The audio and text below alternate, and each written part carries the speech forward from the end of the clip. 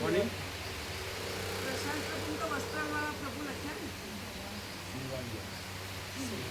એ વર્ષથી આવી ને વસ્ત્રાવાળાની નથી આવી આવી ગઈ વસ્ત્રાવાળાની તો આવી ગઈ સેવા તો આવેલી હતી. આથી આપણે મેડમ પેલી ના ખબર કરી નથી હોતી આને નહીં પૂછવાનું બધું ખબર નથી હોતી આને એ તો એમને એમ કહે છે બધું આ બધું પ્રમાણથી વાત કરવાની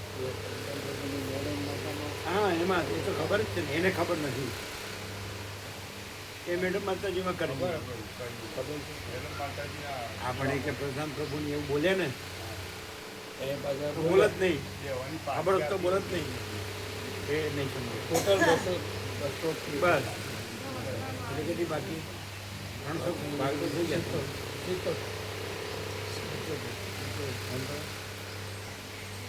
બરાબર 233 ત્યાં એટલે 77 બાકી ખબર હોય તો પછી બોલો જ નહીં ને પ્રસન્ન પ્રભુ નામ લેવાની ક્યાં જાણી તો ભાઈ એની જો ટ્રાન્સફર થઈ ગયો પછી બોલવાનું ક્યાં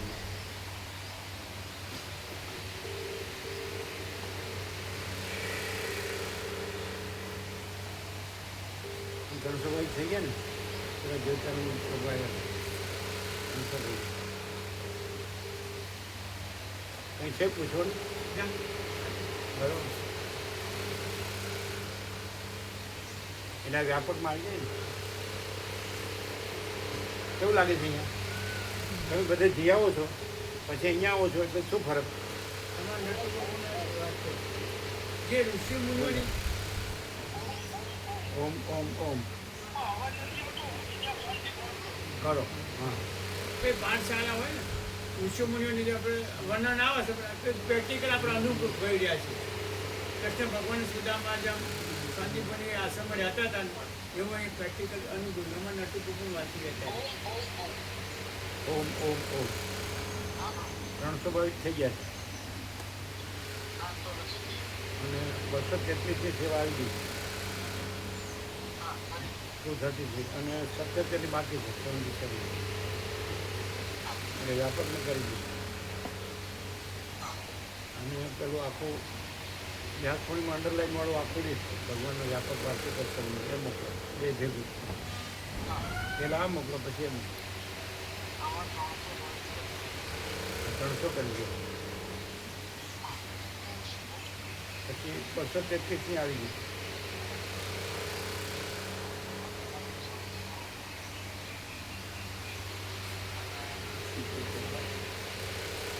સત્યોતેર 233 77 બાકી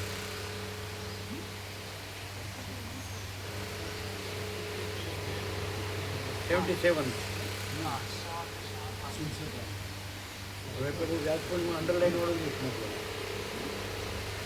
આ બે મોકલો બરાબર એટલું જ ને હા મોકલો ને ભગવાનનો વ્યાપક વાર્ષિક ઉત્સવ વ્યાસપુરીમાં અંડરલાઈન વાળું બરાબર બધું આનંદ મંગળ મેઘરાજ અને મેર ત્યાં છે અચ્છા ત્યાં થોડી થોડી તમે ગયા ત્યાંથી પ્રોપર કાલે આપણે અંદાજે ફૂલ વરસાદ આ તો કહે છે કે જીવનભાઈ કહે છે કે સીધું સામાન લેવા કે ત્યાં ફૂલ વરસાદ અડધો કલાક પછી એ અમુક જગ્યાએ હોય ને અમુક જગ્યાએ એવું પણ એવું હોય સારું ઓમ ઓમ ઓમ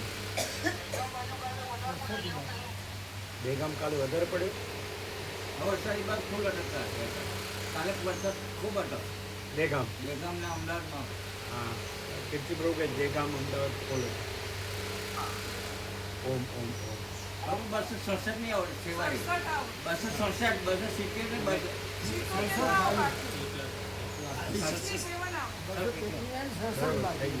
હા આવો બોલો ફરમાવો અમર લાયક સેવા હા શું હતું કૃષ્ણ સુદામાનું? જેમ સંજીવની આશ્રમમાં હતા ને એવી રીતે કીધું પ્રેક્ટિકલ અનુભવ આપણે તો આ શાસ્ત્રમાં સાંભળ્યું છે ને તું એમ કીધું પ્રેક્ટિકલ આપણે અનુભવીએ છીએ. તમે પહેલાં કીધું કે એણે કીધું? એમને કીધું કે કુનુ મનાલીના કે આ હિલ સ્ટેશનો કીધું એ બધું વિરોધાભાસ છે. અહીંયાનો જે હિલ સ્ટેશનની વાતો આવે છે ને અમે ફર્યા છીએ પણ એ બધું 67 બાકી રહ્યા 77 ને તમે બોલ્યા સર. હા, એ સુધારો. સુધાર એટલે એમને પણ હા, તમે બોલ્યા એમાં કઈ હા દીધું? હા, એટલે આ હિલ સ્ટેશન બધું ફરવા એ ટાઈમ છીએ અમે ગયેલા છીએ એ ટાઈમ પણ આખું અહીંનું ને એ બધું વિરોધાભાસ છે, આખું વિરોધાભાસ છે. કેમ? એ પણ ભગવાન આટલું છે. બધું પ્રભુ બેકાવાનું મનને બેકાવાનું થાય કેમ? અને અહીં મન તો ખતમ થઈ જાય. 77 નહીં 67 એમ કે 233 ની આવી હોય તો 67 ની બાકી 67 સુધાર લ્યો. 77 નહીં 67. અહીં મન છે જ નહીં. મન આખી નામનું તાકાત છે.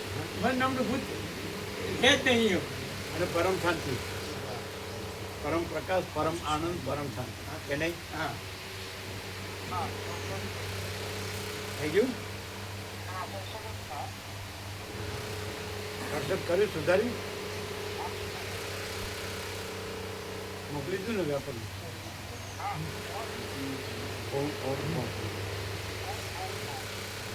ત્યાં લઈ લેજો પેપરમાં. પેપર બીજું આ કાગળમાં લઈ લો. એટલે અહીંયા એટલે નટુ પ્રભુએ શું કીધું?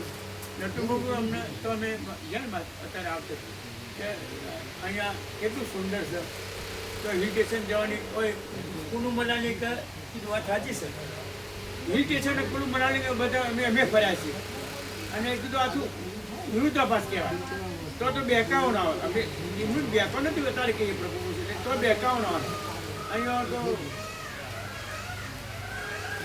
શાંતિ અનુભવી મન બન બધું શાંત થઈ જાય એમ. છે જ નહીં. આ છે નહીં મન નબળું ભૂત રે કલ્પના કલ્પના છે જ નહીં. હા પરમાત્મા જ છે. એમ હા એવું લાગે જ ને? વસિષ્ઠને એ લોકો આપણે રામ વસિષ્ઠના આશ્રમમાં ગયા હતા ભણવા માટે. હા કૃષ્ણ સુદામા શાંતિપુરીના આશ્રમમાં. જનકે અષ્ટવક્રને સાંભળ્યા, પરીક્ષિતે સુખદેવને સાંભળ્યા, કાર્તિક સ્વામીએ દત્તાત્રેયને સાંભળ્યા. એવું છે ને? આ હા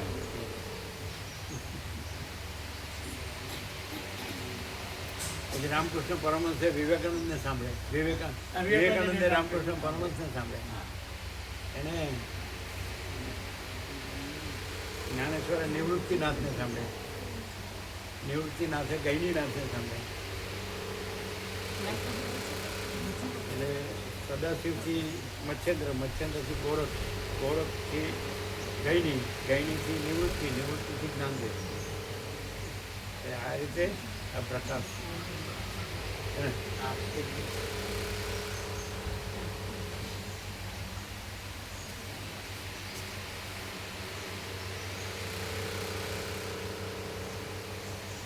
અને એનું મુખ્ય લક્ષણ એક જ, એનું મુખ્ય લક્ષણ એક જ, પરમ શાંતિ.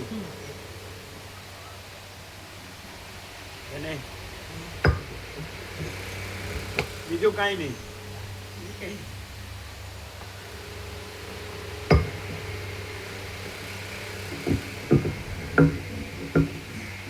થોડું આગળ નીચેનું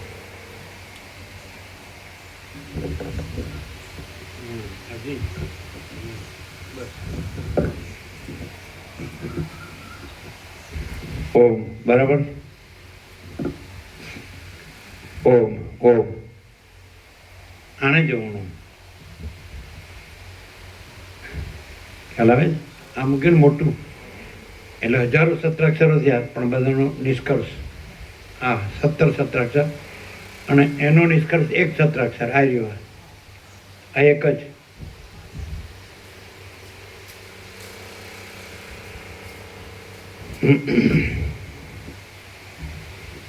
આને જોવાનું, એને હૃદયંગમ કરવાનું, આત્મસાત કરવાનું, અનુભવવાનું ને રહેવાનું, અને આ નહીં રહેવાનું, અને આ જગત નહીં રહેવાનું. એ આભાસ છે ને એ નથી, અને આ છે. પરમ ચિદાકાશ, પરમ જ્યોતિ, અખંડ જ્યોતિ, મહાચિદાકાશ, સ્વયં પ્રકાશ, સંપૂર્ણ પ્રકાશ, પૂર્ણ બ્રહ્મ, અનંત તેજ ઘન, અનંત ચિત ઘન, પરમાકાશ, કેવલ, અનંત, શુદ્ધ, તેજ ઘન, પરમાકાશ, અખિલ આત્મા, પૂર્ણ બ્રહ્મ, પરમાત્મા, પરમ ચિદાકાશ, પરમ જ્યોતિ, અખંડ જ્યોતિ, અનંત, પૂર્ણ, પરમ ચિદાકાશ, પરમ શાંતિ, स्वयं सिद्ध, स्वयं प्रकाश, स्वयं पूर्ण,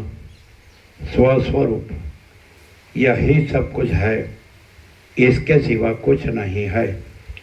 शून्यभास, अनंत कोटि, महाकल्पो है ही नहीं.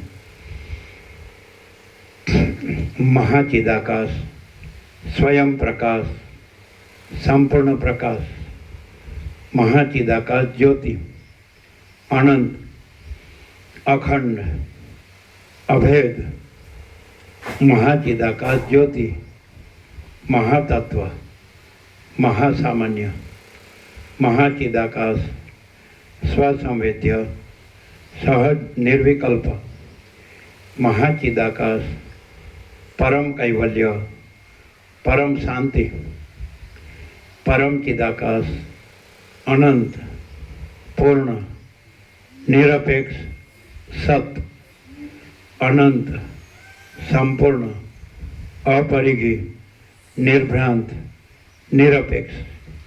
वशिष्ठराम उपशम प्रकरण राउंड 39मो राउंड.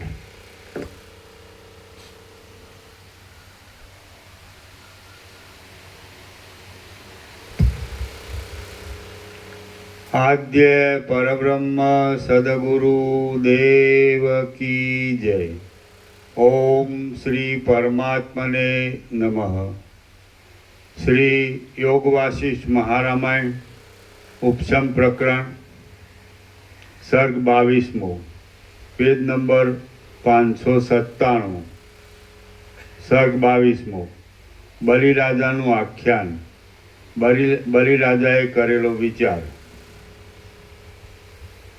આ 22મા સર્ગમાં બલિરાજાના આખ્યાનનો આરંભ કરીને પાતાળનું વર્ણન કરવામાં આવશે. બલિરાજાના રાજ્યનું વર્ણન કરવામાં આવશે અને બલિરાજાએ વૈરાગ્યથી મેરુ પર્વતના શિખર ઉપર કરેલો વિચાર કહેવામાં આવશે. વશિષ્ઠ બોલ્યા, અથવા હે રઘુવંશરૂપી આકાશમાં પૂર્ણચંદ્રરૂપી રામ, તમે બલિરાજાની પેઠે અકસ્માત વિચારના ઉદયથી નિર્મળ જ્ઞાનને પ્રાપ્ત થાઓ. રામ બોલ્યા, હે સર્વ ધર્મોના વેદતા, હે ભગવાન, તમારી કૃપાથી હું હૃદયમાં સર્વાત્મક બ્રહ્મને પ્રાપ્ત થઈ ચૂક્યો છું અને મને બ્રહ્મનરૂપી નિર્મળ પદમાં વિશ્રાંતિ મળી છે. હે વિભુ, જેમ શરદ ઋતુમાં આકાશમાંથી મોટા વાદળરૂપી સઘળો અંધકાર જતો રહે છે, તેમ મારા મનમાંથી તૃષ્ણારૂપી સઘળો મોટો અંધકાર જતો રહ્યો છે. હું હવે સાયંકાળના પૂર્ણચંદ્રની જેમ અમૃત અમૃત અને જ્ઞાનથી ભરપૂર, સ્વસ્થ, શીતળતાવાળો, મોટા પ્રકાશવાળો અને આનંદ આહલાદકપણો અને બ્રહ્માનંદવાળો થઈને સ્વરૂપમાં જ રહ્યો છું. આમ છતાં હે સઘળા સંશયરૂપી વાદળાઓને ટાળવામાં શરદ ઋતુના સમય જેવા ગુરુ મહારાજ, આપના આ વચનો સાંભળતા હું તૃપ્ત જ થતો નથી. હે વિભુ, હજી પણ મારા જ્ઞાનની વૃદ્ધિને માટે આપ બલિરાજાને જે પ્રકારથી જ્ઞાનની પ્રાપ્તિ થઈ હોય તે પ્રકાર મને કહી સંભળાવો. સદગુરુઓ નમ્ર શિષ્યને બોધ આપવામાં પરિશ્રમને ગણકારતા નથી. વશિષ્ઠ બોલ્યા, હે રામ, તમને હું બલિરાજાનો ઉત્તમ વૃત્તાંત કહું છું, તે તમે સાંભળો. તે સાંભળવાથી તમે અખંડ આત્મ સ્વરૂપના બોધને પ્રાપ્ત થશો.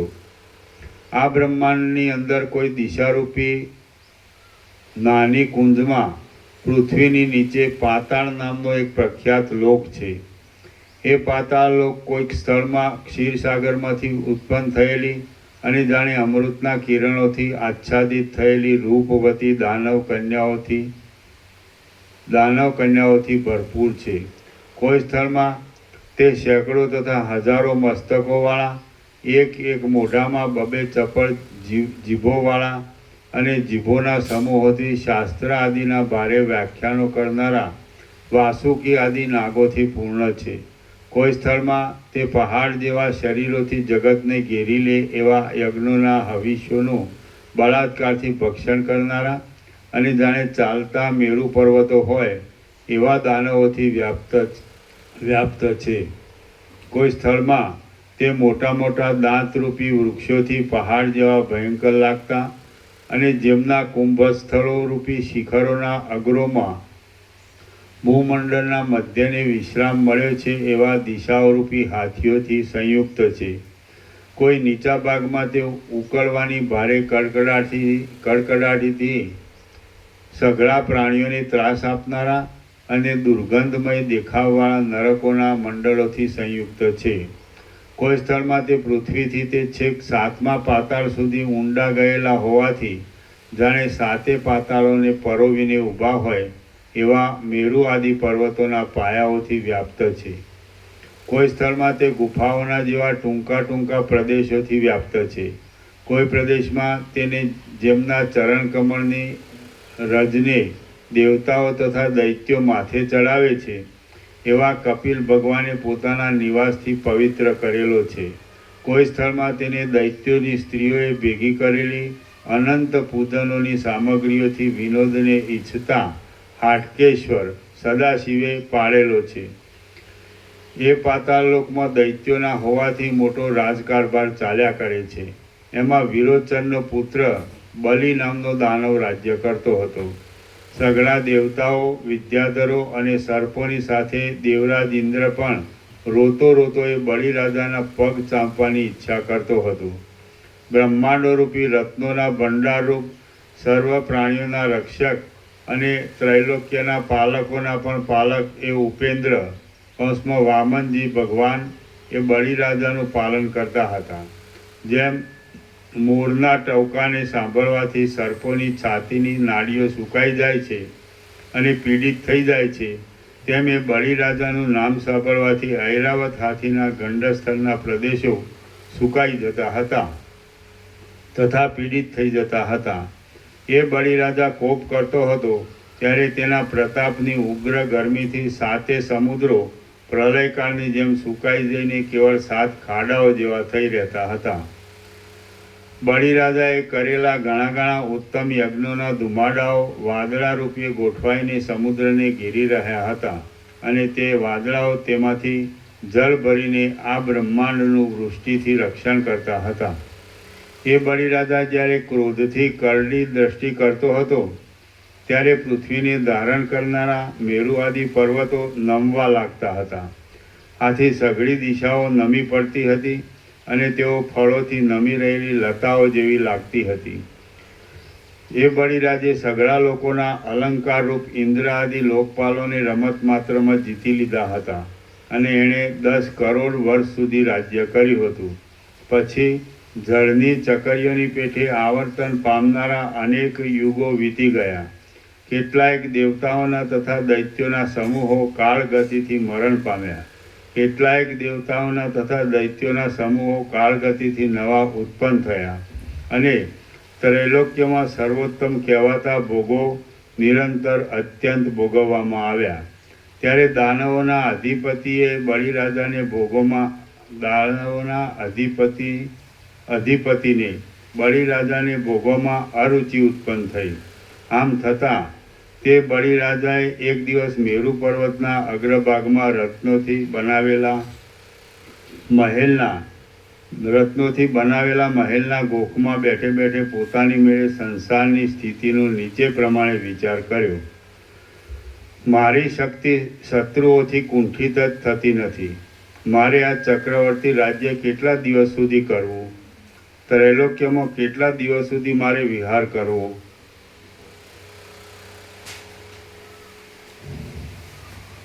કેવું છે? કાંઈ રહી ગયું છે? બધું આવી ગયું.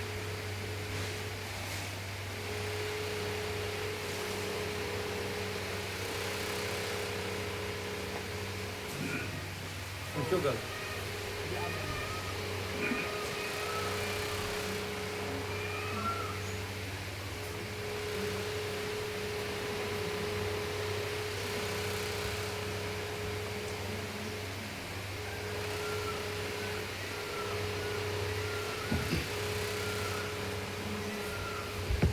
મચ્યા છે બધાને? ઊંચું કરો. હજી બાકી હશે.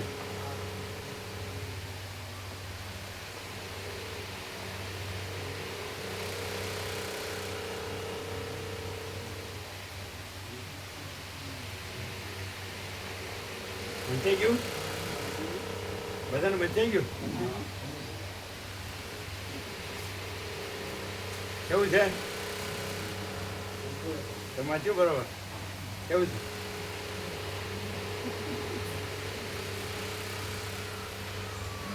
તમે જ્યાં ત્યાં નહીં લગાડી દેતો, પાછું અમારે ખોલાવવું પડે છે. એટલે અમે કહીએ ત્યાં.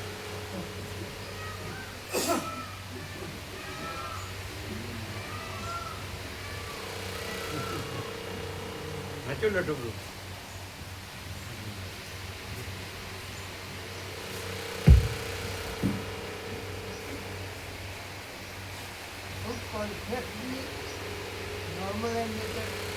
સંપૂર્ણપણે.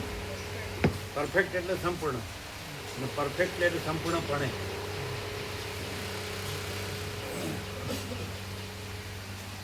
નેચરલ અને નોર્મલ એટલે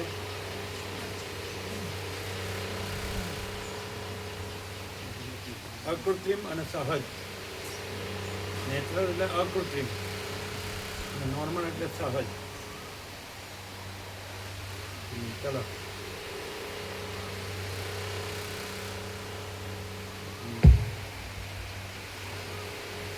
એટલે કૃત્રિમ કાંઈ નહીં,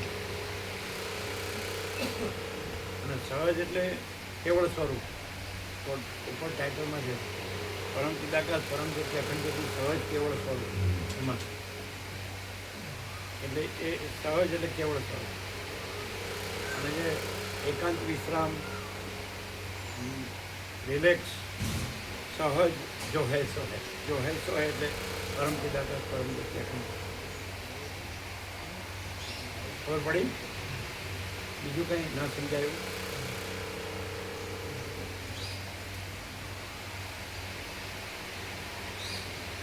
આખું ન સમજાયું છે, અને બધા જે કરે છે આખું સમજાયું છે.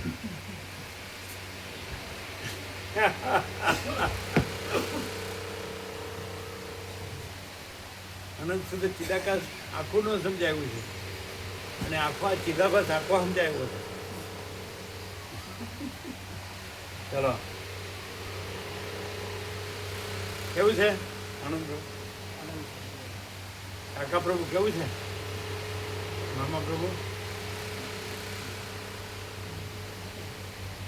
જોયું બરોબર? એ આમ આમ એટલે હું આમ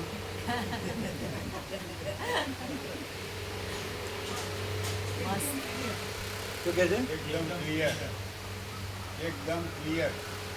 એકદમ ક્લિયર.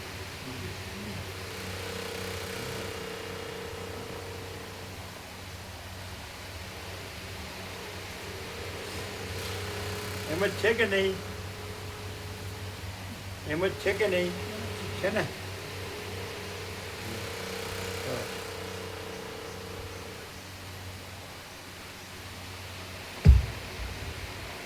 સોનામાં સુગંધ.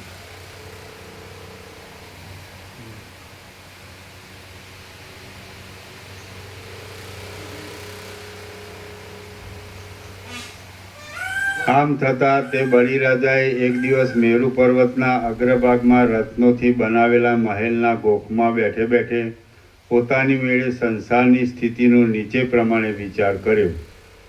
મારી શક્તિ શત્રુઓથી કુંઠિત જ થતી નથી. મારે આ ચક્રવર્તી રાજ્ય કેટલા દિવસ સુધી કરવું?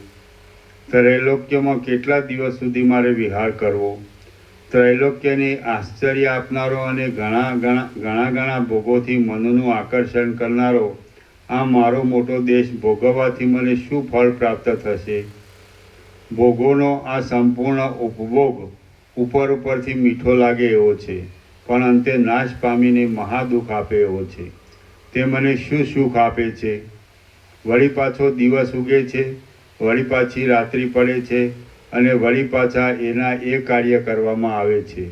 તો વારંવાર એના એ કાર્યો કરવાથી તો લજ્જા પામવી જ યોગ્ય છે, રાજી થવું યોગ્ય નથી. ફરી ફરીને કાંતાને આલિંગવી અને વળી પાછી તેને ભોગવવી એ તો બાળકના જેવી રમત જ કહેવાય. માટે મહાત્મા પુરુષોએ તો એથી લજાવવું જોઈએ. ભોગવાઈને તુરંત સ્વાદ રહિત થઈ જતા તેના તે ભોગોને દિવસે દિવસે વારંવાર ભોગવવાથી સમજુ પુરુષ શા માટે લજવાય નહીં? વળી દિવસ આવે છે, વળી રાત્રિ આવે છે, અને વળી દિવસ તથા રાતે એના એ કાર્યો કરવામાં આવે છે. તો હું ધારું છું કે એ રીતે વારંવાર ચૂંથણા કરવા એ તો સમજુ પુરુષને ઉપહાસ કરાવનાર છે. જેમ જળ એકવાર તરંગરૂપ થઈને પુનઃ પણ તરંગરૂપ જ થાય છે, તેમ પ્રાણીઓ પણ તેના તે જ કાર્યોને પ્રાપ્ત થાય છે. ઉન્મત્તની ચેષ્ટા સમાન અને બાળકની રમત જેવી આ જગતની ક્રિયાઓ સમજુ મનુષ્યને હસાવે છે. નિત્ય વારંવાર એના એ કાર્યો કરવામાં આવે છે, છતાં પણ તેઓથી એવું કયું ફળ પ્રાપ્ત થાય એમ છે કે તે પ્રાપ્ત થયા પછી બીજી કાંઈ કડાકૂટ કરવી જ ન પડે? આ લોકના અને પરલોકના સુખને માટે કર્મોની આ મોટી ખટપટ અમારે કેટલાક કાળ સુધી કર્યા કરવી, અને એ કરવાથી કયું અવિનાશી ફળ મળે એમ છે? આ તો એક જાતની અંત વિનાની છોકરાની રમત જ થાય છે, રમત જણાય છે. પરિણામ જોતાં તેમાં કંઈ પણ સાર નથી. જેમને દુઃખોના સમૂહોમાં પડવાની ઈચ્છા હોય તેઓ જ આ વ્યર્થ રમતની વારંવાર પુનરાવૃત્તિ કર્યા કરે છે. આ કડાકૂટમાં મને કોઈ પણ એક અતિ ઉત્તમ ફળ જોવામાં આવતું નથી કે તે ફળ પ્રાપ્ત થયા પછી બીજું કંઈ કરવાનું જ ન રહે. આ કડાકૂટમાં કેવળ ભોગવવાનું જ સુખ મળે છે. તે સુખ તો ક્ષણિક છે અને તુચ્છ છે. એથી કાંઈ બીજા પ્રકારનું અવિનાશી સુખ મળે તેમ નથી. હવે હું વિચાર કરી જોઉં કે અવિનાશી સુખ શું છે અને તે કેમ મળે. હે રામ, આમ વિચારીને બલિરાજા તરત એકાગ્ર થઈને ચિંતવન કરવા લાગ્યો. જરાવાર ભમરાના ચાળા કરીને મનમાં વિચાર કરતા સ્મરણ પ્રાપ્ત થવાથી બલિરાજા પોતામાં જ બોલ્યો કે હા, મને યાદ આવ્યું. જગતની પૂર્વાપર પદ્ધતિને જોઈ લેનારા અને આત્મતત્વને જાણનારા મારા મહાત્મા પિતા વિરોચનને મેં પૂર્વે પૂછ્યું હતું કે હે મહાબુદ્ધિમાન, જેમાં સંસાર સંબંધી સઘળા દુઃખોની અને સુખોની સઘળી ખોટી કડાકૂટો શાંત થઈ જાય તેવો સંસારનો અંત ક્યાં કહેવાય છે? હે પિતા, મનનો મોહ કયા સ્થળમાં શાંત થાય છે? સઘળી તૃષ્ણાઓ કયા સ્થળમાં ટળી જાય છે? અને પુનરાવૃત્તિ વિનાની અખંડ વિશ્રાંતિ કયા સ્થળમાં મળે છે? કયું સ્થળ પ્રાપ્ત થાય તો આ સંસાર સંબંધી વિષયોમાંથી મળવાના સુખમાં તૃપ્તિ કૌંસમાં આશાનો વિરામ થઈ જાય, અને કયું સ્થળ જોવામાં આવે તો બીજું કંઈ પણ જોવાની જરૂર રહે નહીં. આ સંસાર સંબંધી ભોગો તો અનેકાનેક છે, પણ તે સુખ આપતા નથી.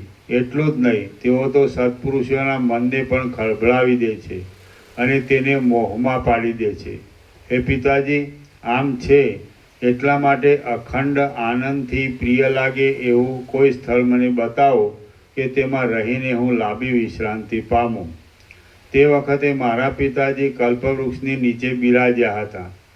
એ કલ્પવૃક્ષ સ્વર્ગમાંથી બળાત્કારે હરી લાવવામાં આવ્યું હતું અને આંગણામાં રોપવામાં આવ્યું હતું. એનું મૂળ પુષ્પોના સમૂહોથી ઢંકાઈ ગયું હતું અને પુષ્પો ચંદ્રકિરણ સમાન ગુચ્છોમાંથી પડતા હતા. મારું એ પ્રકારનું પૂછવું સાંભળીને મારા મોહને શાંત કરવા માટે મારા પિતાજીએ કલ્પવૃક્ષના વિસ્તીર્ણ રસાયણોરૂપ મકરંદ જેવું આ પ્રમાણે મધુર વચન કહ્યું હતું. શ્રી યોગ વાસિષ્ઠ મહારામાયણમાં ઉપશમ પ્રકરણનો વિરોચન સ્મરણ નામનો સર્ગ 22મો સમાપ્ત. સર્ગ 23મો. ચિત્તને જીતવા માટે રાજા તથા મંત્રીનું ઉપાખ્યાન.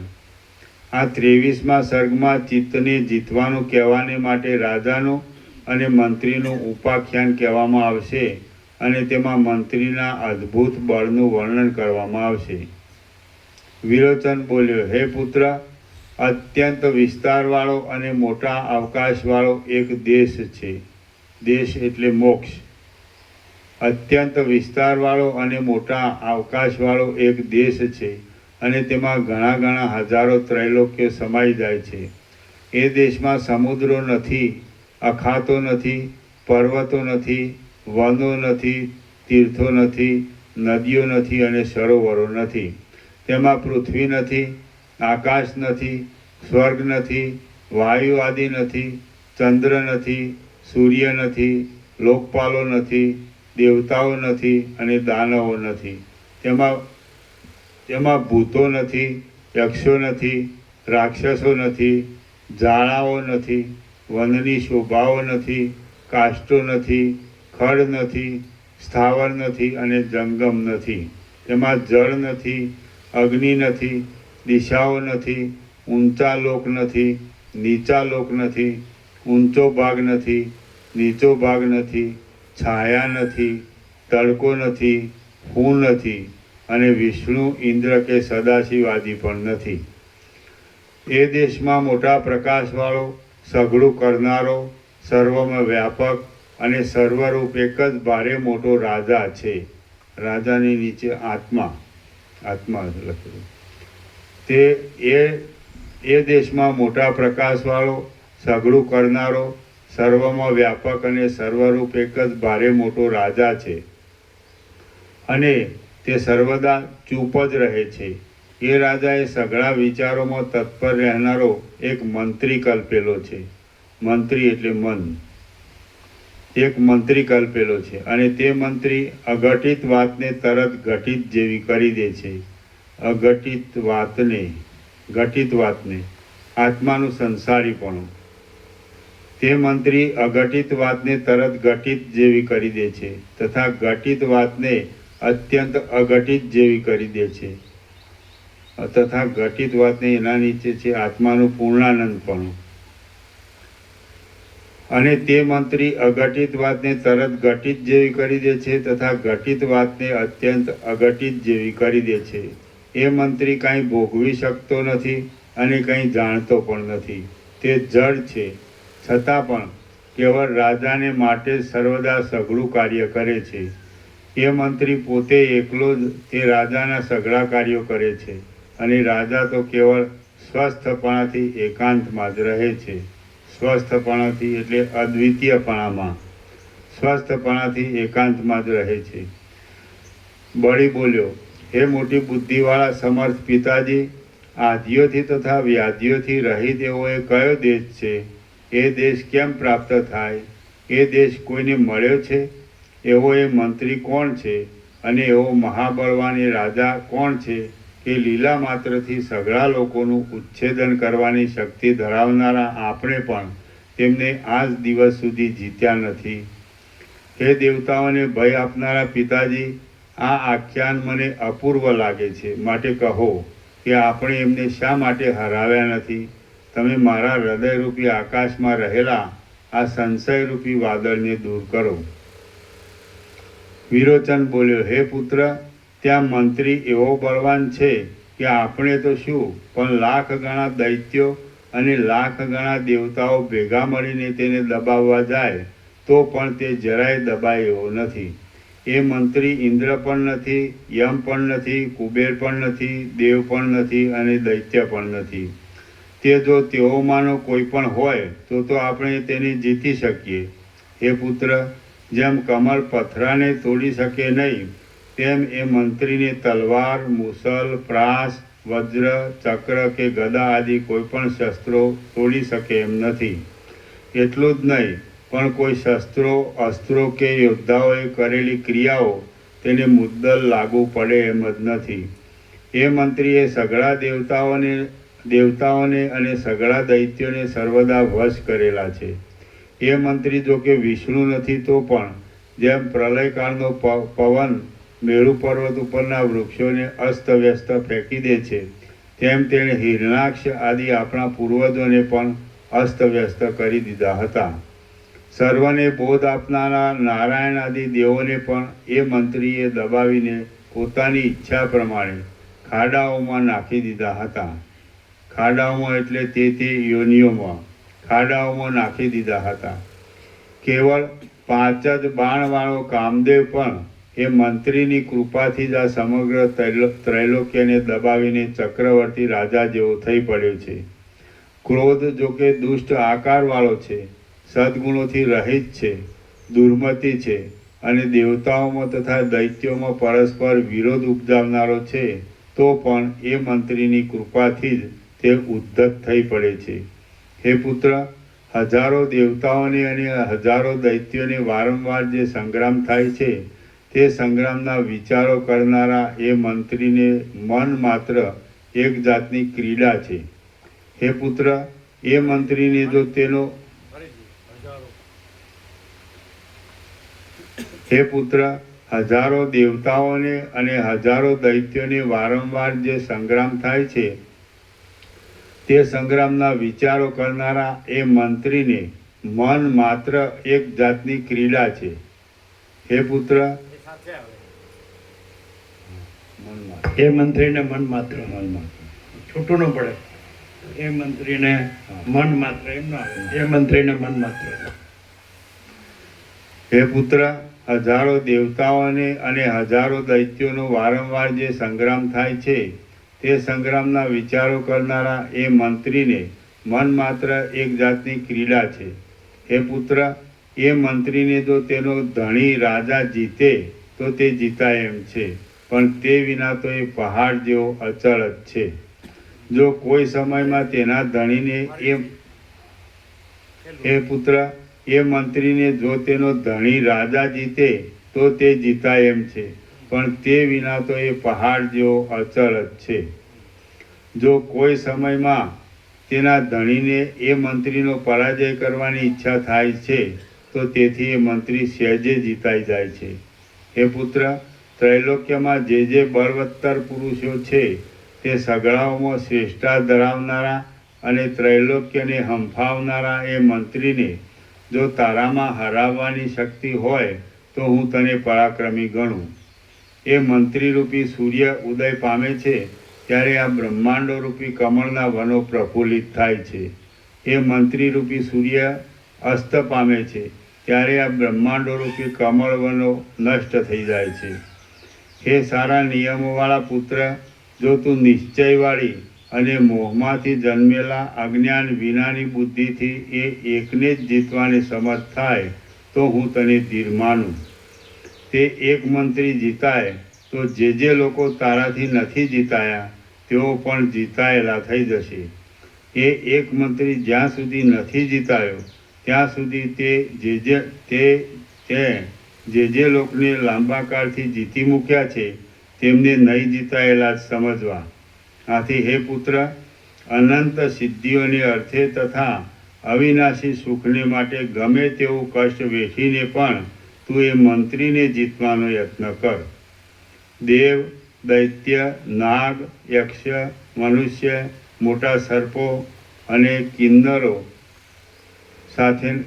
સાથેના સઘળા ત્રૈલોક્યને પણ એ મહાબળવાન મંત્રીએ લીલા માત્રથી સંપૂર્ણ રીતે વશ કરેલું છે. શ્રી યોગ વાસિષ્ઠ મહારામાયણમાં ઉપશમ પ્રકરણનો ચિત્ત વિજય આખ્યાન નામનો સર્ગ 23મો સમાપ્ત. સર્ગ 24મો. મંત્રીને વશ કરીને રાજાનું દર્શન કરવાનો ઉપાય.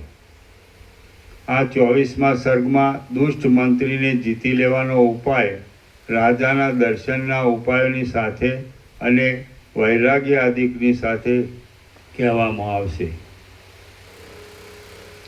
બલિ બોલ્યો, હે પિતાજી, એ બળવાન મંત્રી કયા ઉપાયથી જીતી શકાય અને એ મહાપ્રબળ મંત્રી કોણ છે એ સગળું તમે મને તરત કહો. વિરોચન બોલ્યો, હે પુત્ર, એ મંત્રી કદી પણ જીતી શકાય નહીં એવી સ્થિતિવાળો છે. તો પણ જે ઉપાયથી તેને સહેજે જીતી શકાય એમ છે તે ઉપાય હું તને કહું છું, તું તે સાંભળ. હે પુત્ર, જો એ મંત્રીને યુક્તિથી પકડવામાં આવે તો તે ક્ષણ માત્રમાં વશ થઈ જાય છે, પરંતુ તેને યુક્તિ વિના પકડવામાં આવે તો એ કાળોતરા નાગની પેઠે પકડનારને જ બાળી નાખે છે, પકડનારને બાળી જ નાખે છે. જેઓ એ મંત્રીને બાળકની પેઠે રમાડીને એના નીચે ટિપ્પણી થોડા વિષયો દેતા વારંવાર તે વિષયોમાં દોષ દેખાડી છેતરીને એ મંત્રીને બાળકની પેઠે રમાડીને યુક્તિથી વશ કરે છે. તેઓ તે રાજાનું દર્શન કરીને રાજપદને પ્રાપ્ત થાય છે. એ રાજાનું દર્શન થાય તો તે મંત્રી વશ થઈ જાય છે, અને જો તે મંત્રી વશ થાય તો રાજાનું દર્શન થાય છે. જ્યાં સુધી રાજાનું દર્શન ન થયું હોય ત્યાં સુધી મંત્રી જીતાતો નથી, અને જ્યાં સુધી મંત્રી જીતાયો ન હોય ત્યાં સુધી રાજાનું દર્શન થતું નથી. રાજાનું દર્શન ન થાય ત્યાં સુધી એ મંત્રી ઘણા દુઃખો આપ્યા કરે છે, અને મંત્રી જીતાયો ન હોય ત્યાં સુધી રાજા અત્યંત અદૃશ્ય થઈને રહે છે. આથી અભ્યાસ કરીને રાજાનું દર્શન અને મંત્રીનો પરાજય એ બંનેનો એક સાથે આરંભ કરવો જોઈએ. હે પુત્ર, તું ધીરે ધીરે દ્રઢ અભ્યાસરૂપી પુરુષ પ્રયત્ન કરીને રાજાનું દર્શન અને મંત્રીનો પરાજય એ બંનેને સંપાદન કરીશ તો યત્નના મહિમાને લીધે તું તે શુભ દેશને પ્રાપ્ત થઈશ. હે દૈત્યોના રાજા, અભ્યાસ સફળ થતાં તું તે દર્શનને પ્રાપ્ત થઈશ તો ફરીવાર તારે જરા પણ શોક કરવાનો રહેશે નહીં. જેમના સંપૂર્ણ સાંસારિક પરિશ્રમો શાંત થયા છે, જેમનું અંતઃકરણ નિત્ય પ્રફુલ્લિત રહે છે, અને જેમના સમગ્ર સંશયો ટળી ગયા છે, તેવા સત્પુરુષો જ તે દેશમાં સ્થિતિ કરે છે. જેમના સંપૂર્ણ સાંસારિક પરિશ્રમો શાંત થયા છે, જેમનું અંતઃકરણ નિત્ય પ્રફુલ્લિત રહે છે, અને જેમના સમગ્ર સંશયો ટળી ગયા છે, તેવા સત્પુરુષો જ તે દેશમાં સ્થિતિ કરે છે. હે પુત્ર, એ કયો દેશ છે, એ કયો રાજા છે અને એ કયો મંત્રી છે તે વિશે હું સઘળું સ્પષ્ટ ફોડ પાડીને તારી પાસે કહું છું, તે તું સાંભળ. મેં તને જે દેશ કહ્યો તેને સઘળા દુઃખોનો નાશ કરનારો મોક્ષ સમજવો. હે મહામતિમાન, મેં તે દેશમાં જે રાજા કહ્યો તેને મન આદિથી જાણવામાં નહીં આવતો મોટા ઐશ્વર્યવાળો આત્મા સમજવો. તેણે જે એક ચતુર મંત્રી કલ્પ્યો છે તે બીજો કોઈ નહીં પણ મન છે એમ સમજવું.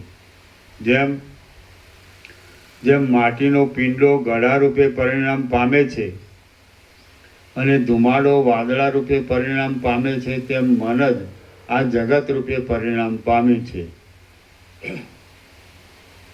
જેમ માટીના પિંડામાં ગળો સૂક્ષ્મ રૂપે રહે છે અને ધુમાડામાં વાદળું સૂક્ષ્મ સ્વરૂપે રહે છે, તેમ મનમાં આ જગત સૂક્ષ્મ રૂપે રહે છે. એ મન જીતાય તો સઘળું જીતાઈ જાય છે અને સઘળું પ્રાપ્ત થાય છે. પણ એ મન જીતાવવું બહુ કઠિન છે. તે તો યુક્તિથી જ જીતાય છે.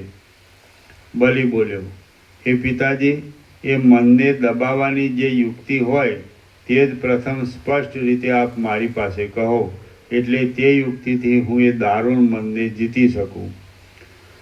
વિરોચન બોલ્યો, હે પુત્ર, સઘળા જ વિષયો ઉપર સર્વથા સ્પૃહા રાખવી નહીં.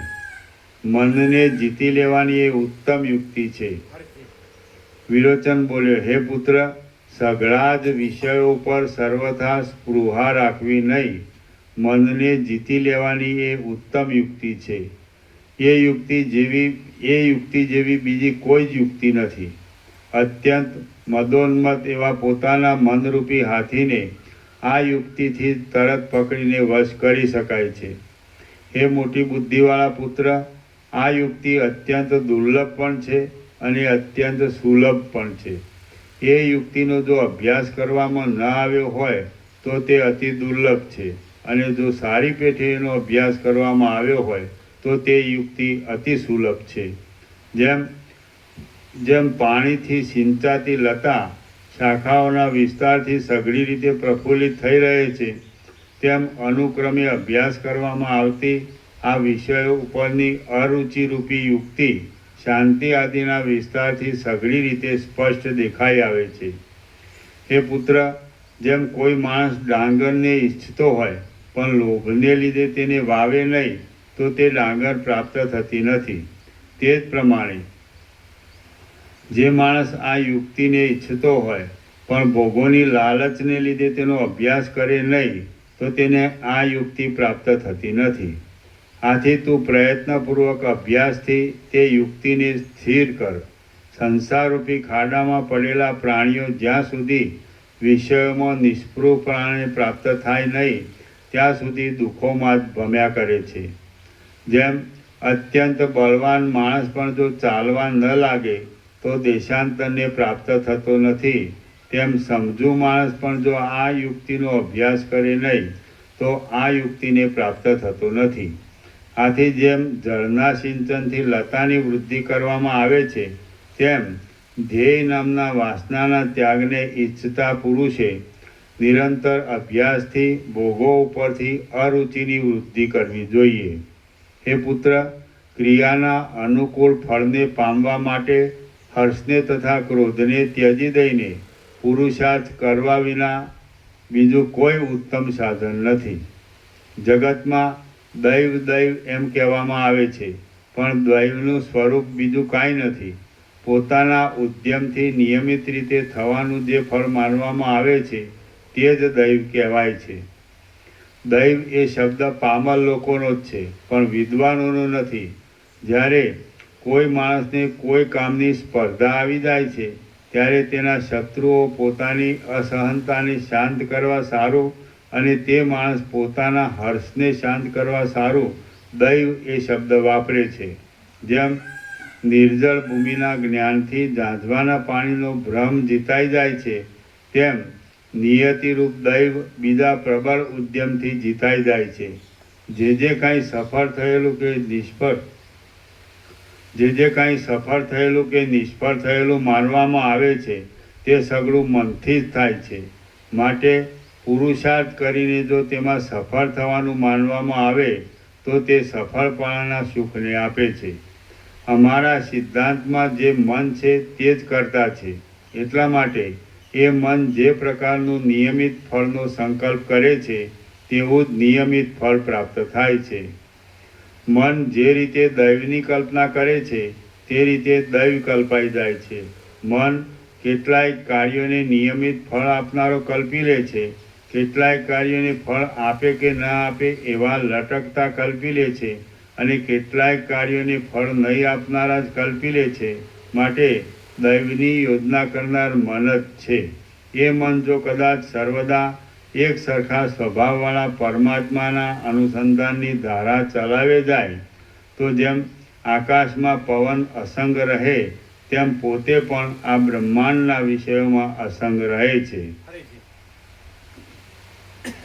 માટે દૈવની યોજના કરનાર મન, એ મન જો કદાચ સર્વદા એક સરખા સ્વભાવવાળા પરમાત્માના અનુસંધાનની ધારા ચલાવે જાય તો જેમ આકાશમાં પવન અસંગ રહે તેમ પોતે પણ આ બ્રહ્માંડના વિષયોમાં અસંગ રહે છે.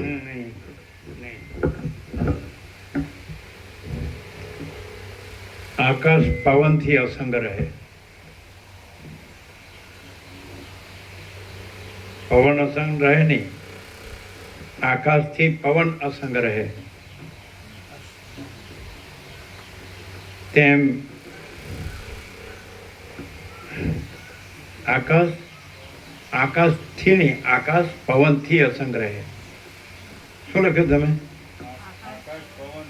બરાબર.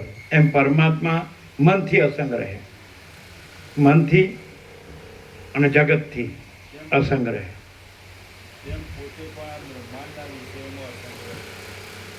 પરમાત્મા એ મન અને બ્રહ્માંડથી અસંગ રહે.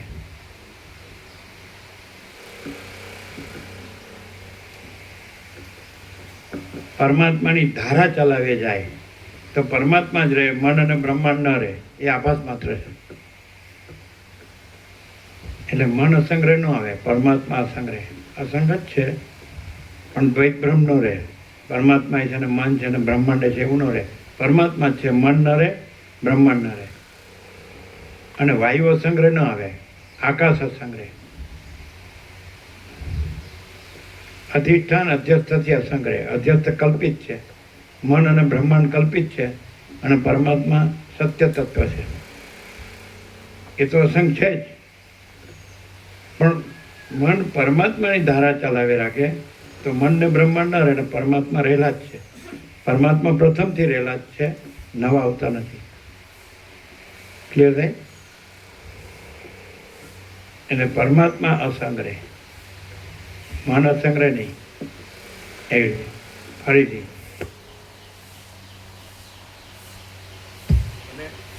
વાયુ અસંગ રહે નહીં, આકાશ અસંગ રહે.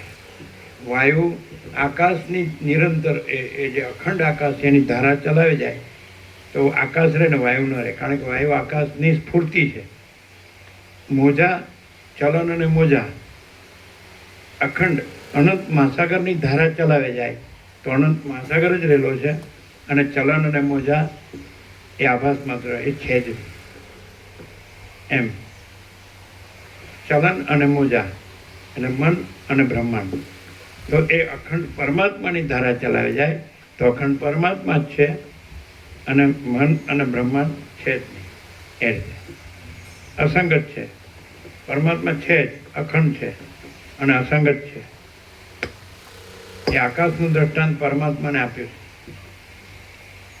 અને વાયુનું દ્રષ્ટાંત મનને અને બ્રહ્માંડને આપ્યું છે. એ રીતે અનંત મહાસાગર છે, પરમાત્મા છે, અને ચલન અને બ્રહ્માંડ છે એ મન અને તરંગ છે. પણ મહાસાગર જ છે અને ચલન અને તરંગ નથી. એમ પરમાત્મા જ છે અને મન અને બ્રહ્માંડ નથી.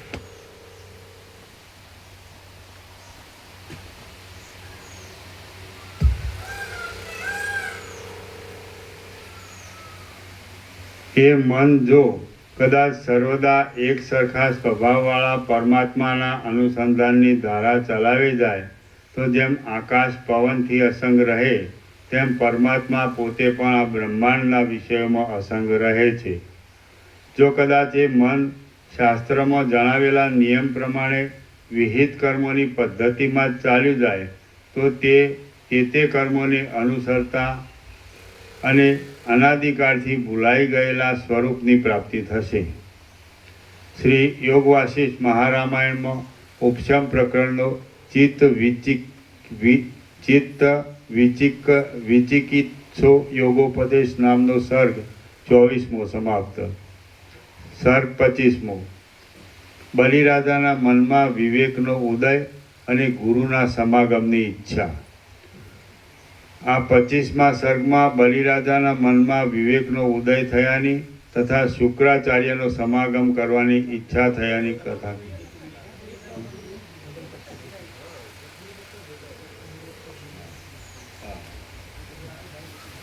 વધારે ગયા એક જ. એ મન શાસ્ત્રોમાં જણાવેલા નિયમ પ્રમાણે વિહિત કર્મોની પદ્ધતિમાં ચાલ્યું જાય તો તે કર્મોને અનુસરતા ફળોને પ્રાપ્ત થાય છે. હે પુત્ર, એક જાતના સંકેતના માટે કલ્પાયેલો દૈવ એ શબ્દ તો પછી કેવી રીતે સમાપ્ત કેવી રીતે આવ્યું? એ તો એક પત્તું આગળ જતું બે ભેગો.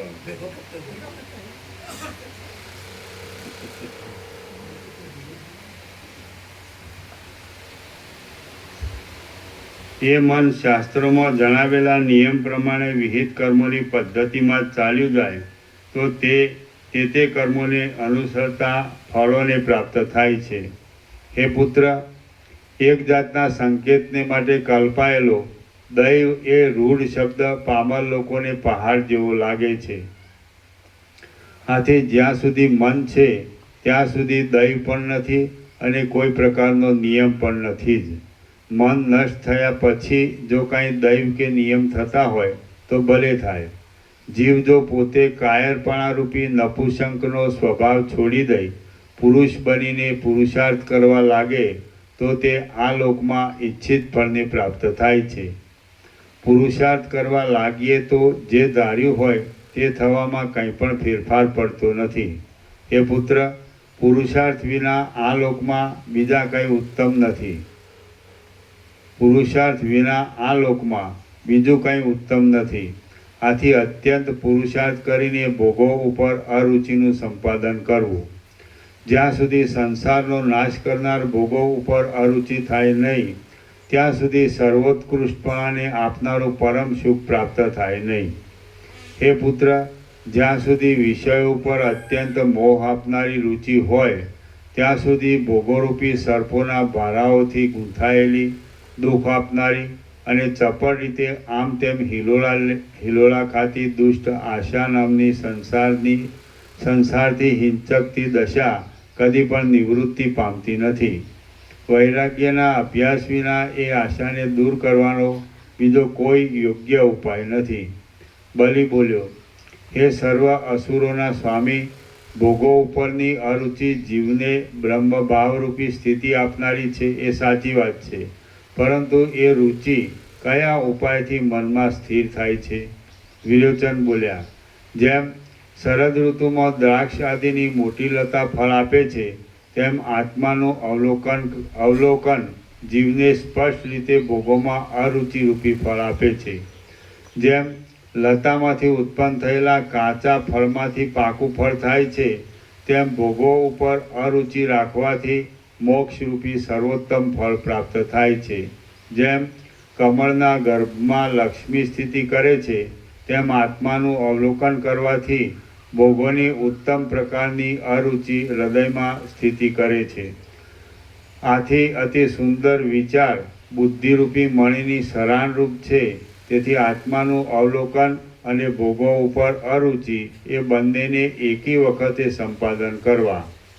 જ્યાં સુધી ચિત્ત જ્ઞાનના માર્ગમાં જરા પણ પ્રવીણ થયું ન હોય ત્યાં સુધી તેને સુમાર્ગે ચઢાવવાના આરંભમાં દિવસના 2 ભાગોને અવિરુદ્ધ આવશ્યક ભોગો ભોગવવામાં કાઢવા, એક ભાગને શાસ્ત્રનું શ્રવણ કરવામાં કાઢવો અને એક ભાગને ગુરુની સેવા કરવામાં કાઢવો.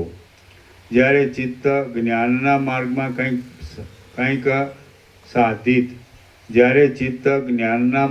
કંઈક સાધિત થાય ત્યારે દિવસના 1 ભાગને આવશ્યક ભોગો ભોગવવામાં કાઢવો, 2 ભાગને ગુરુની સેવા કરવામાં કાઢવા અને 1 ભાગને શાસ્ત્રાર્થના ચિંતવનમાં કાઢવો.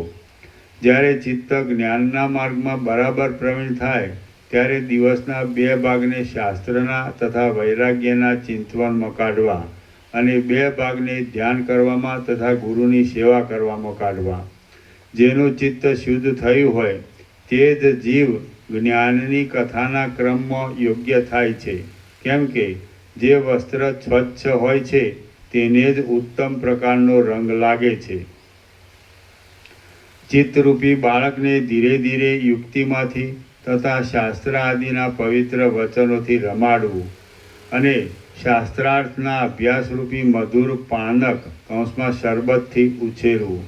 જ્યારે અહંતા મમતારૂપી દુષ્ટ પકડ શિથિલ થાય અને ચિત્તને બ્રહ્માકારપણું પ્રાપ્ત થાય ત્યારે શીતળ થયેલું તે ચિત્ત ચળકતી કાંતિવાળા સ્ફટિક મણીની જેમ શોભે છે. વેદના ગ્રહણરૂપી કુટિલતા વિનાની સરળ બુદ્ધિથી તરત વિષયોના, ઇન્દ્રિયોની વૃત્તિના, જીવનના અને દેહના અધિષ્ઠાનરૂપ બ્રહ્મરૂપપણાનું અવલોકન કરવું. વિષયો આદિ સગળું બ્રહ્મરૂપ જ છે એમ અવલોકન કરવું. હે પુત્ર, બુદ્ધિથી વિચાર કરીને સર્વદા આત્માનું અવલોકન અને તૃષ્ણાનો સંપૂર્ણ ત્યાગ એ બંનેને એકસાથે સંપાદન કરવા જોઈએ. જેમ પ્રભા અને દીવાનો આકાર એ બંને સાથે જ રહે છે, તેમ આત્માનું અવલોકન અને તૃષ્ણાથી રહિતપણું એ બંને એક સાથે જ રહે છે. આત્માના અવલોકનની સાથે તૃષ્ણા રહિતપણું રહે છે અને તૃષ્ણા રહિતપણાની સાથે આત્માનું અવલોકન રહે છે. જ્યારે ભોગોનો સમૂહ સ્વાદ વિનાનો થઈ જાય છે અને સર્વવ્યાપક આત્મા જોવામાં આવે ત્યારે પરબ્રહ્મમાં અનંત અને અવિચળ વિશ્રાંતિ પ્રાપ્ત થાય છે. જ્યારે ભોગોનો સમૂહ સ્વાદ વિનાનો થઈ જાય છે અને સર્વવ્યાપક આત્મા જોવામાં આવે ત્યારે પરબ્રહ્મમાં અનંત અને અવિચળ વિશ્રાંતિ પ્રાપ્ત થાય છે. જે જીવો વિષયોમાં જ પરમ આનંદ માની લે છે તેમને આત્મામાં સંપૂર્ણ શ્રવણ વિના કદી પણ નિરતિશય આનંદ પ્રાપ્ત થતો નથી. યજ્ઞોથી, દાનોથી, તપોથી અને તીર્થોના સેવનોથી વિષયોનું સુખ જ પ્રાપ્ત થાય છે, પણ ભોગોમાં અરુચિ પ્રાપ્ત થતી નથી. જીવને ભોગોમાં અરુચિ તો આત્માના અવલોકનથી જ થાય છે, પણ તપોથી, દાનોથી કે તીર્થોથી થતી નથી. પુરુષની બુદ્ધિ પોતાના પ્રયત્ન વિના બીજી કોઈ પણ યુક્તિથી આત્માના અવલોકનરૂપી મહાકલ્યાણમાં પ્રવર્તતી નથી. એ પુત્ર, આત્માનું અવલોકન તૃષ્ણાના ત્યાગની સાથે પ્રાપ્ત થાય છે. તે વિના બ્રહ્મપદમાં વિશ્રાંતિરૂપી પરમ સુખ મળતું નથી. જ્યારે પરમ કારણરૂપ બ્રહ્મ પોતાના આત્મપણાથી પ્રકાશે છે ત્યારે જેવો વિશ્રામ મળે છે તેવો વિશ્રામ બ્રહ્માથી માંડીને થુંબડા સુધીના આ જગતમાં ક્યાંય મળતો નથી. પ્રથમ સમજુ પુરુષે પ્રયત્નનો આશ્રય કરીને અને દૈવતને અત્યંત દૂર કરીને ભોગોને ધિક્કારવા જોઈએ. એ ભોગો તો કલ્યાણના દ્વારની આડે પ્રતિબંધરૂપ છે. જેમ વર્ષા ઋતુ પરિપાકની દશાને પ્રાપ્ત થાય છે ત્યારે નિર્મળ અને સુશોભિત શરદનો સમય પ્રકટ થાય છે, તેમ ભોગોનો ધિક્કાર પરિપાકની દશાને પ્રાપ્ત થાય છે ત્યારે વિચાર પ્રકટ થાય છે. જેમ સમુદ્રથી મેઘ વૃદ્ધિ પામે છે અને મેઘથી સમુદ્ર વૃદ્ધિ પામે છે, તેમ વિચારથી ભોગોનો ધિક્કાર વૃદ્ધિ પામે છે ને ભોગોના ધિક્કારથી વિચાર વૃદ્ધિ પામે છે. જેમ સ્નેહવાળા સંબંધીઓ પરસ્પરની સહાયતાથી મોટા કાર્યને સિદ્ધ કરે છે, તેમ ભોગોનો ધિક્કાર, વિચાર અને આત્માનું અખંડ અવલોકન તેઓ પરસ્પરની સહાયથી મોક્ષને સિદ્ધ કરે છે. પહેલાં દૈવનો અનાદર કરીને અને પુરુષ પ્રયત્ન વડે દાંતોને પીસીને ભોગો ઉપર અરુચિ ઉત્પન્ન કરવી જોઈએ. પ્રથમ તો બાંધવોની જેમાં સંમતિ હોય એવા અને દેશાચારથી વિરુદ્ધ ન પડે એવા ઉદ્યમથી અનુક્રમે ધનનું સંપાદન કરવું અને તે ધનથી સારા ગુણોવાળા સુજન મહાત્માઓનું આરાધન કરીને તેમને વશ કરવા. આમ મહાત્માઓના સમાગમથી ભોગોમાં અરુચિ થાય છે. ભોગોમાં અરુચિ થવાથી વિચાર પ્રાપ્ત થાય છે. વિચાર પ્રાપ્ત થવાથી મહાવાક્યના અર્થનું જ્ઞાન થાય છે. મહાવાક્યના અર્થનું જ્ઞાન થવાથી સર્વ શ્રુતિઓનું તાત્પર્ય અદ્વિતીય બ્રહ્મમાં જ છે એવો નિશ્ચય થાય છે અને તે નિશ્ચય થયા પછી મનન આદિના અનુક્રમે પરમપદની પ્રાપ્તિ થાય છે. જ્યારે તું વિષયોમાંથી વિરામ પામીશ ત્યારે જ તું વિચાર વડે પરમપદને પ્રાપ્ત થઈશ. કૌંસમાં છેલ્લી વારે પણ વિષયોના ઉપરામની આવશ્યકતા છે, માટે વિચારની પાછળ રાખવા કરતાં હમણાં જ વિષયોનો ત્યાગ કરીને તારે વિચાર કરવો યોગ્ય છે. તું જો વિચારના બળથી અત્યંત પવિત્ર આત્મામાં સારી પેઠે વિશ્રાંતિ પામીશ તો તું ફરીવાર દુઃખો ભોગવવાને માટે કલ્પનારૂપી કાદવમાં પડીશ નહીં. હું ધારું છું કે તને વિષયો ઉપર રુચિ રહી જ નથી અને તે નહીં રહેવાથી તું શુદ્ધ પરબ્રહ્મ રૂપ જ થયો છે. હે શુદ્ધ પરમાત્મા, હું તને પ્રણામ કરું છું. કૌંસમાં જોકે દેહ દ્રષ્ટિથી મારે તને પ્રણામ કરવા યોગ્ય નથી, તો પણ આત્મદ્રષ્ટિથી આ પ્રણામ કરું છું. હે પુત્ર, તું પ્રથમ દેશાચારને અનુસરીને ધનનું સંપાદન કર કે જેમાં નિંદા થવાનો થોડો સંભવ છે. પછી તું તે ધનથી બ્રહ્મવેત્તા પુરુષોનું માનપૂર્વક અન્ન વસ્ત્ર આદિ આરાધન કરીને તેમને વશ કર. પછી તેમના સમાગમથી વિષય આદિનો તિરસ્કાર કરીને અને વૈરાગ્ય આદિ સાધનોને મેળવીને તું સારી પેઠે આત્માનો વિચાર કર. એ રીતે આત્મવિચારના વૈભવથી તને અનાદિકાળથી ભૂલાઈ ગયેલા સ્વરૂપની પ્રાપ્તિ થશે.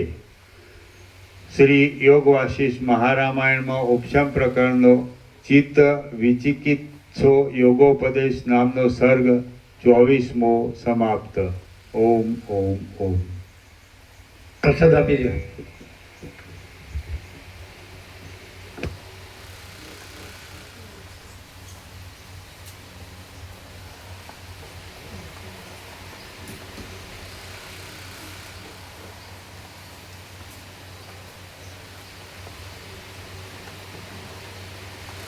અને આનંદ પ્રભુ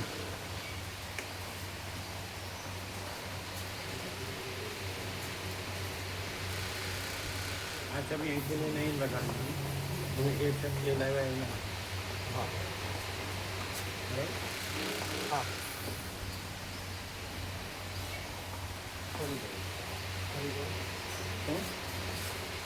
આ છે ને નાની છબી એ લઈ લેવાની. અને આજે લાવ્યો ને એ અહીંયા લઈ લેવાની. થોડી આમ લેશે એટલે આવી જશે. આમ લઈને ટચ કરીને એટલે બધાને કાયમ એનું દર્શન થાય, વંચાય. મૂકી લાવી હા, ત્યાં લઈ લેવાનું.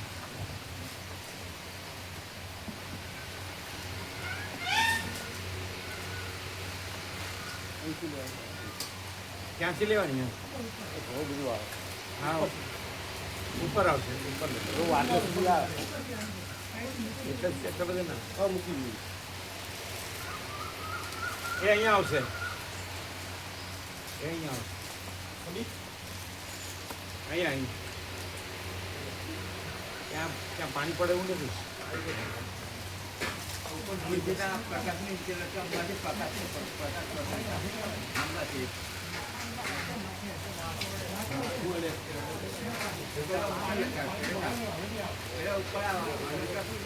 અહીંયા આવે ને અહીંયા. હા, એટલે જ હતી ને એ પ્રમાણે થાય ને. આવી જાય. હા, અહીંયા આવે મોટી.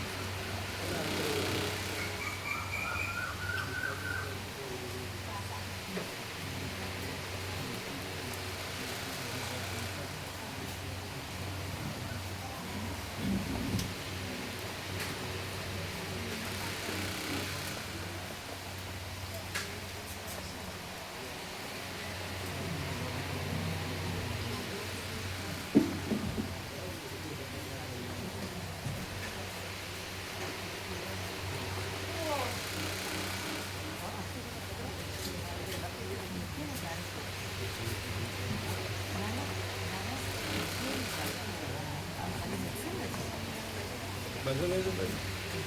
હા, બરાબર. ઊંચી લેવાની એકદમ. હા, જો ઊંચી.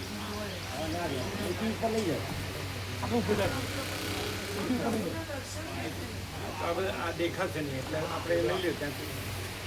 તો આ બધાને દેખાય, આ બધું ઢંકાઈ જાય. આ પછી બતાડીએ.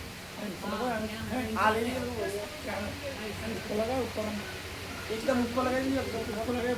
હા, ચાલે ચાલે. નજર ના પડે એવું થાય. હા, ચાલે ચાલે ચાલે. એટલે વંચાય એવી છે ને, વંચાય એટલે નહીં, વંચાય એવું છે ને.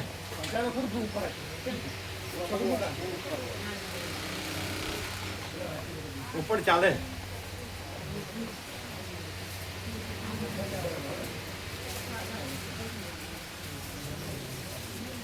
ઉપર ચાલે. ઉપર અહીંયા નથી જગ્યા. ઉપર છે જગ્યા પર. આની ઉપર લઈએ. ઉપર ના ના, બાકી આવે.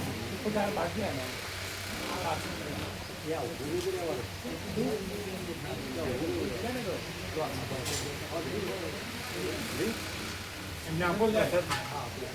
આમને આપો, બધાને આપો.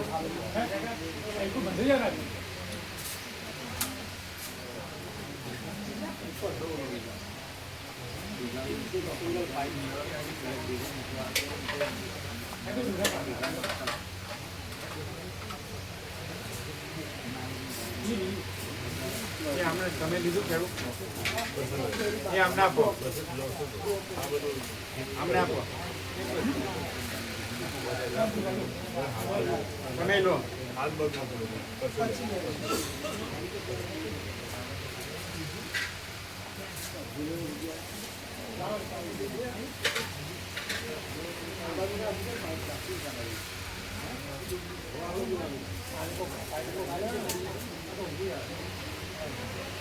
ઉપર આવે, અહીંયા ઉપર આવે ને, ઉપર આવી જાય.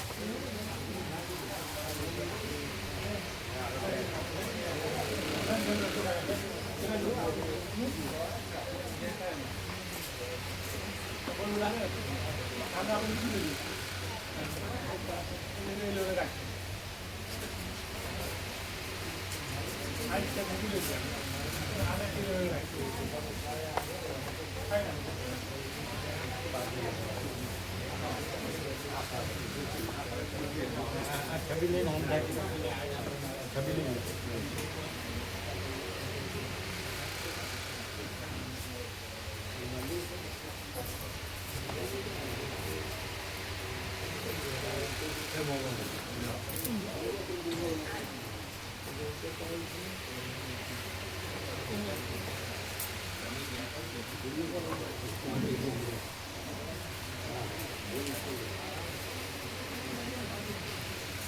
આપણે સુધારેલું લિસ્ટ આપજો.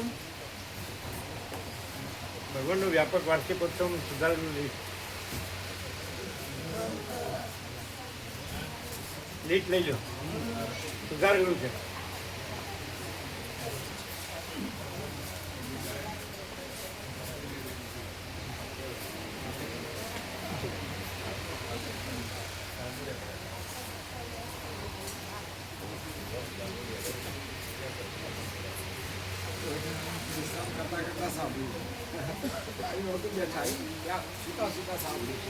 સાંભળ્યું ને?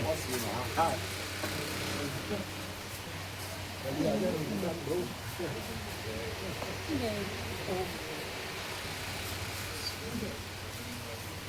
એમ છે ત્યારે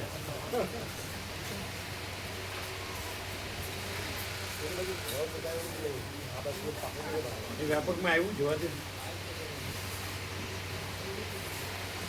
કેવું છે.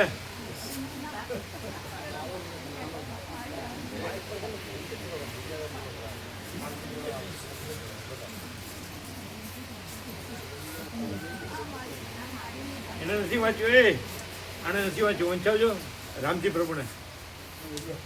રામજી પ્રભુ વાંચો. હા, એને નથી વાંચ્યું. કાલે વિવેક પ્રભુએ મને મોબાઈલમાં બતાવ્યું. વિવેક પ્રભુએ મોબાઈલમાં બતાવ્યું. એવું છે.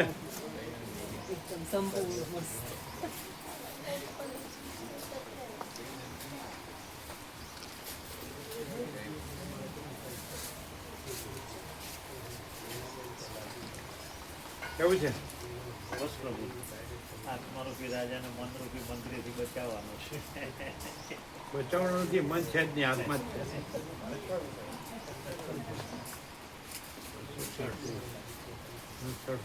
બરાબર ને? બરાબર ને? બરાબર. બીજું બધું બરાબર. આવી ગયું બરાબર. ખાલી 300 થઈ ગયા એ લખ્યું. જોઈ લઈએ. 322 પર થઈ ગયા. 200 થઈ ગયા. 67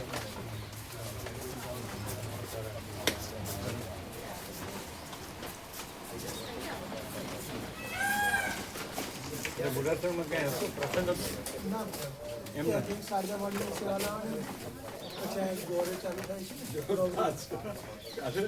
વિવેક પ્રભુ કે આ ક્રમ આચરે ને વિવેક પ્રભુ કે આ ક્રમ જો આચરો ને તો જીવનમાં દુઃખ તો સ્વપ્ને ના આવે પણ કશું કરવું ના પડે નહીં. એમણે વંચાયું એટલે એને બરોબર વાંચ્યું. વાંચીને કાલે અમારી જોડે 10 મિનિટ ચર્ચા કરી કે પ્રભુજીનો આ નિત્યક્રમ તો જુઓ આપણને એમ લાગે પણ સંપૂર્ણ પરમાત્માના અંદરથી સહેજ પણ ખસવા પણ નથી, તો કે બીજું શું વિચારવાનું. કાલે આવી વાત કરી કે આ તો મને આજે જ જાણવા મળ્યું કે પ્રભુજીનો આવો ક્રમ છે 4:30 થી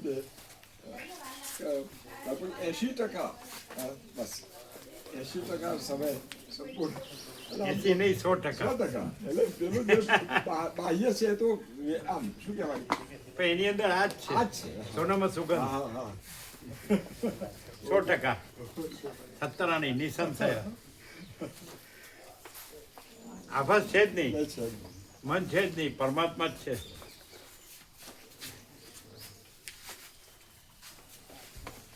એટલે એ શું કે વિવેક પ્રભુ શું કે વિવેક પ્રભુના આ ક્રમ જોયા પછી પોતાને એમ થયું કે આપણે આવું કરી શકીએ, કેમ ના થાય.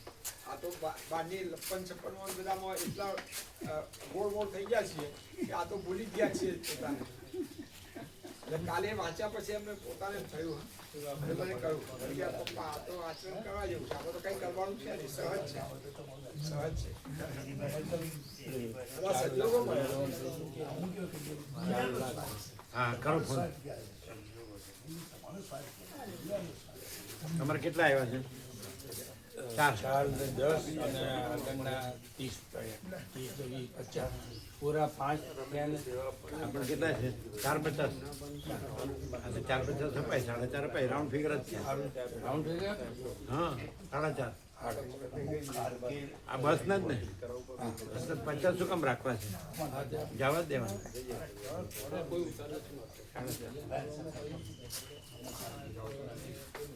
4.5 રાઉન્ડ ફિગર જ કહેવાય. 50 હોય કે 1 હોય તો રાઉન્ડ ફિગર જ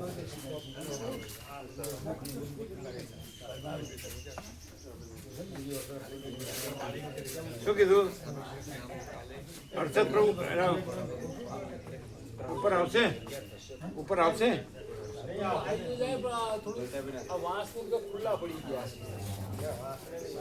અમે જોઈએ, અમે આવીએ. નાનો પ્રભુ આ બાજુ લઈ લેતા આવીએ.